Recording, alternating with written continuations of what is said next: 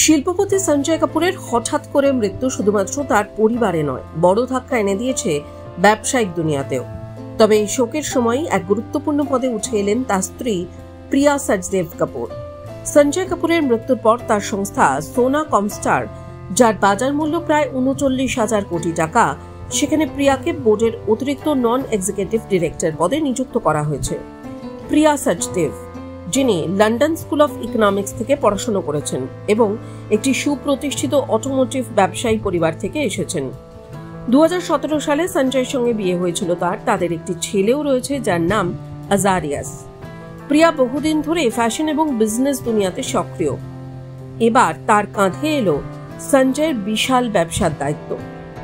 সঞ্জয় কাপুরের আকস্মিক মৃত্যু ঘটে ১২ জুন ইংল্যান্ডে পোলো খেলতে গিয়ে। মাঠেই হঠাৎ করে অজ্ঞান হয়ে পড়ে যান তিনি। যদিও মৃত্যুর সঠিক কারণ এখনো সরকারিভাবে জানানো হয়নি, কিন্তু একাধিক রিপোর্ট বলছে হৃদরোগে আক্রান্ত হয়েই তার মৃত্যু হয়। যদিও মৃত্যুর নির্দিষ্ট কারণ এখনো জানানো হয়নি। মৃত্যুর সময় সঞ্জয়ের বয়স মাত্র ৫৩ বছর। সঞ্জয় ছিলেন বলিউডের সঙ্গে ঘনিষ্ঠভাবে জড়িত এক সফল ব্যবসায়ী, যিনি ২০০৩ সালে অভিনেত্রী করিশ্মা কাপুরকে বিয়ে করেন।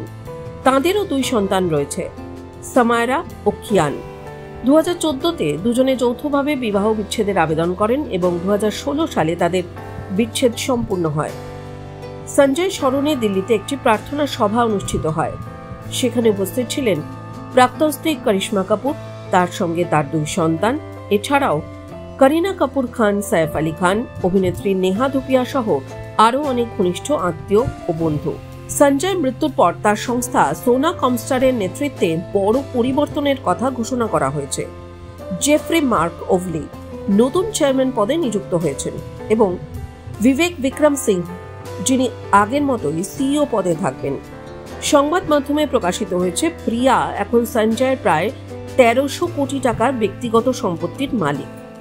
ব্যবসায়িক নেতৃত্বের পাশাপাশি এখন তাঁর দায়িত্ব সঞ্জয়ের স্মৃতি এবং স্বপ্নকে এগিয়ে নিয়ে যাওয়া। সঞ্জয় কাপুর শুধুমাত্র তার কর্মজীবনে একটি সফল কোম্পানি তৈরি করেননি, তিনি রেখে গেছেন এক প্রভাবশালী উত্তরাধিকার, যেখানে এখন প্রিয়া সচদেব কাপুরই হয়ে উঠেছেন সেই পরবর্তী অধ্যায়ের নতুন মুখ। এই সংক্রান্ত আরও আপডেটের জন্য অবশ্যই চোখ রাখুন টাইমস নাও খবরে।